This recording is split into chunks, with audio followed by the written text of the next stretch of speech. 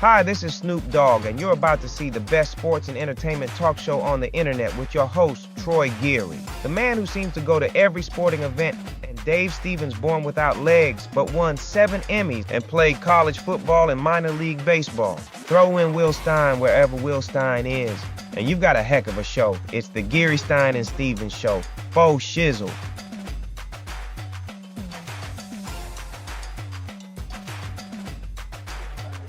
You guys getting sick of us today on Radio Row? We have done a lot of shows, and I'm still here at Radio Row now. I got my co-host back with me, Troy Geary, who's fresh off of covering the Eagles and the Chiefs. And I've also got a former team doctor joining us to talk a little medicine and all the things that are going on concussion-wise and things in the league is joining us. First, Troy, how was the press conferences today? Yeah, they were packed, but a lot of good questions, a lot of players excited for this game on Sunday. All right, Dr. Chow, you have been a part of the NFL for a long, long time, former head team doctor with, I believe, the San Diego Chargers. Correct. So how has the league evolved as far as the protection of players now that we know so much more about head and concussions and trauma? I'm old enough. Okay, I'm an orthopedic surgeon. I was the head team physician. And so it's kind of weird that you have a sort of orthopedic surgeon, but as the head team physician, the mandatory concussion conferences and learning started during my time in the NFL. The NFL mandated things at the combines. There were special trips to a symposium with the Defense Department people studying concussions. Concussions were coming into the forefront during my time, and as the head team physician, I was around. Look, I was back in the day when, there was no spotters, there was no sideline video, there was no mandatory sit-outs. And quite honestly, when it all started, a player would, see stars and say, "I'm good," and almost joke about it on the sideline. And we'd say, "No, that's not good. We need to evaluate you." They're kind of like, "What are you talking about?" No, this is how it's always been this way. So it's been a lot of changes over the last couple of decades, where now it's okay to say, "Look, I've got symptoms, or I see stars." Before it was, no, you just roll with it. It was just part of the game of football. I was going to ask you about this game. I know every week you go on Sirius and talk about injuries. So given the break from the Super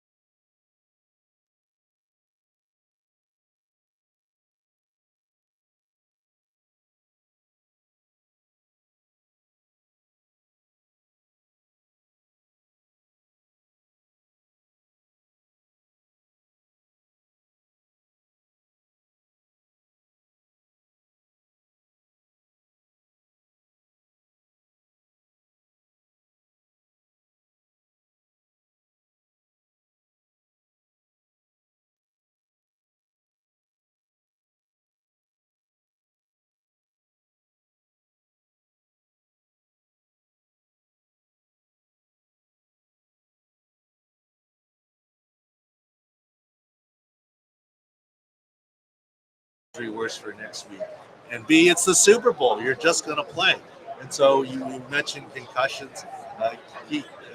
Gainwell has a concussion. 95% of the league clears a concussion protocol in 2 weeks. 50-50 for 1 week, so the extra week certainly helps him. And since the symptoms and the grading for return, a lot of them are subjective. I hope Gainwell has no symptoms and he clears, but even if he does, he's not likely to admit to them, right? He wants to play in this big game and go from there. So, yes, the extra week helps, but the motivation of any championship game and getting a ring helps as well. Yeah, last night Kenneth Gainwell, because he's in protocol, did not talk to the media. I also want to ask you about an infamous story. I know you're okay to share it, about Philip Rivers. Can you share for the people that don't know that story, how he played through ACL tear? Oh, okay. I was going to say, which Philip Rivers story? There are several Philip Rivers stories. I was like, okay, which one is this? We've had a lot of fun over here. Philip Rivers is awesome. He's lovely. He still texts me now about his high school players and what injuries and how do I get him back. And he's funny. But so if you look at my Twitter profile picture, that Pro Football Doc, ex-profile picture, not profile picture, the header. If you look at it, those in the know of the NFL will recognize the background. I'm actually walking off the field with Philip Rivers after he had torn his ACL. And if you look at the roof you will notice the picture. It was the final game in the RCA dome. If you look at the bubble inside, you'll see on the roof that picture. And that was when he tore his ACL. We walked off. And if you remember, he was very forceful looking at the fans and jawing at them and wagging the finger. And he was getting lambasted for going at the fans. And I can promise you, Philip Rivers never swears. He did not swear there. Fans were swearing at him as I was walking next to him. And all he looked at them very forcefully in a very Philip Rivers head bobbing up and down forceful way is, "Don't you worry, I'll be back. Don't you worry, I'll be back." That's all he said that day. We get in the locker room like, "Philip, you tore your ACL." And I can say this because he's let me wave tip on him. You can't come back to this game. Billy Bullock can finish. He goes, no. Let me try. Put a brace on it. So we put a brace on it and let him try. "No, I can do this." I said, so I actually had the assistant athletic trainers with me. I go, "Take a snap under center for me." And he couldn't get down under center. And he finally said, "Okay, he's not." Then on the way home, he's literally is saying to me, "I'm playing in this next game. I'm playing in this next game." I said, "Well, let's get the MRI and let's see. We'll do everything we can. Because it's the AFC Championship game. I want to play. It's a chance to go to the Super Bowl." We land, we get the MRI, confirm the ACL meniscus tear. He wants to have a modified limited surgery to get him ready to play. I say, "Why don't you think about this? It's midnight. We'll talk in the morning." So he, Norv Turner, and I talked the next morning with the athletic trainer. Philip still wants to do the surgery and try and play. Norv Turner says, "Don't worry, Billy Bullock's got it." He ends up doing the knee scope and playing 6 days later against the Patriots with the brace on. And admittedly, he's a quarterback. And admittedly, he wasn't, I love you, Philip, but he's not the most mobile guy. It's not like he could have been a wide receiver or a running back and done that, or a DB. He was a pocket quarterback. And so he did play in that game. So. Dr. Chow, I played in the 80s in high school and also played college football. And I just remember in those days, you bang your head. We had a coach who would take his whistle and bop us on the top of the head and hear the ear ringing. But in those days, those players said, "Hey, just patch me up, shoot me full of something, and let me get back in the game." I mean, how did you deal with those players that said, "Look, I want to play at all costs"? Well, here's the biggest fallacy. The number one question I get asked in the media is, how did you balance your job as a team physician, working for the team and ownership, when they were trying to get force players back to play? And it was the opposite. In my experience, it was players that were saying, "You got to let me play." And the team said, "Do what you need to do and let's be safe." It was the opposite for me. I've never had management tell me to force a guy back at all. As a matter of fact, the only thing I ever said to management before was, "Look, my job is to get the best player on our team back and get the 53rd guy on our team healthy, so you can cut him and replace him with somebody else. You can't cut somebody who's hurt. So don't tell me when you're about to cut somebody or whatever. I might change my, these are my friends. I'll get everyone ready, and then you make your decision as what you need to do." So I never had any problem with that. But it was an attitude change, because when we started saying, "Look, we need to do this concussion check," people were like, "No, it's football. I'm fine. Don't worry about me. Give me some smelling salts. Let's go." It was a decade-long education to get players to understand that was important. Yeah, we got people coming and taking the chairs we ordered, so hopefully we can get them back. But Doctor, I know we got limited time with you, but what is the worst injury you have ever seen? I mean, I'm talking about a Joe Theismann type thing where you said, "Man, I don't know if I can ever get this guy back in the field." Well, there's 2 injuries. Okay, in person, I dealt with a dislocated hip. That was pretty significant. And yes, I respect concussions, but it's always been spinal cord injuries that I would fear. And in my time, I really didn't try and spine board a lot of kids off, because even though a lot of times it was right to be cautious, that's scary for families and people watching. But the 2 scariest times that I had were actually when I started doing Pro Football Doc. The Pittsburgh linebacker, the guttural feel that I had when he lay on that turf with the spinal cord injury.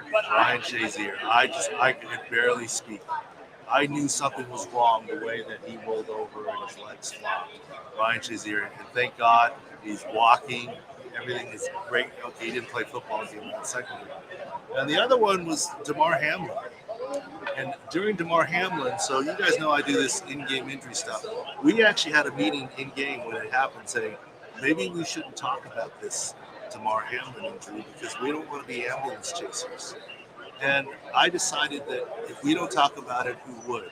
So I thought we said a lot of things that night, including if you're going to ever collapse, there's no better place than a football field because there's 27 different medical personnel, unless you're in a hospital. And I said something else that night, too, that I think people interpreted as callous, but once they understood, they knew it wasn't.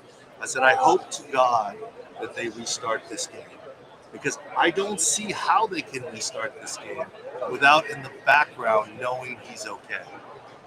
All players have now seen people go off on a spine board, and that's scary enough. But nobody watching, listening, has seen someone actively receiving CPR. And when it's your teammate actively having his chest pumped on, that is something you cannot unsee. That's incredibly frightening, which is why you saw the look on Josh Allen's face. You saw the look on the other players. There was no possible way that game was starting that day unless they knew that kid was okay. And so, look, I'm glad he's okay. I'm glad it all worked out fine. And the other thing that I said that night is, look, there's a reason why you're on the ambulance on the field for 30 minutes. To load him in the ambulance, you have a driver and ambulance attendants and one doctor. Leaving him on the field, you have 27 medical personnel to stabilize him. That's why they left him on the field and it took so long, because they were actually treating him at that point in time. So it all made sense, and it was a very happy ending and a great outcome. And that's some of the analysis we had looked at. I also heard a story that they let the mom into the paramedic on the way to the ambulance. And I took that as a great sign that he would be okay, because if it's truly touch and go life and death, they're not stopping to pick up anybody. You don't need a hysterical mom in the front of the cab distracting your duties. And thankfully, it ended up being okay, and now has returned to play football. For the average fan that doesn't know, talk about a little bit behind the scenes, but how many people are actually there? The meetings that go on that helped actually save Damar Hamlin's life that day. There's like various meetings, various people that you have to talk to, various team doctors. It's a collaborative effort, and really, there's a lot of thought behind it. Yeah, and I'm going to say it two ways, and hopefully it makes sense. On the one hand, what the doctors and the affiliated medical staff did that night was absolutely heroic and fantastic. On the other hand, it was absolutely routine. All 30 other NFL teams would have done the exact same thing. That's how you're trained throughout your medical career. That's how you drill ahead of every season. You meet before every game. It's like literally they're all trained professionals. You can all come together and do a task at the same time. And you work all your life for this, and it's part of the training. So as fantastic as it was, I'm glad to say it was also very routine. This is just what they do. Before we let you go, I want to bring up an injury that most people don't remember to think about. Was it a misdiagnosis? Was it? I still don't know how Bo Jackson got to Bo Jackson, where he had to have hip replacement surgery because of the injury that really, kind of killed his hip. So, could they have done something at the time to fix that if they'd have looked a little harder? Well, I don't know because I didn't examine Bo Jackson back at that time. But believe it or not, the story makes unfortunate sense. He subluxed his hip and ended up with avascular necrosis. Avascular necrosis is lack of blood flow. Lack of bone is alive. If you don't have blood flow, it dies out.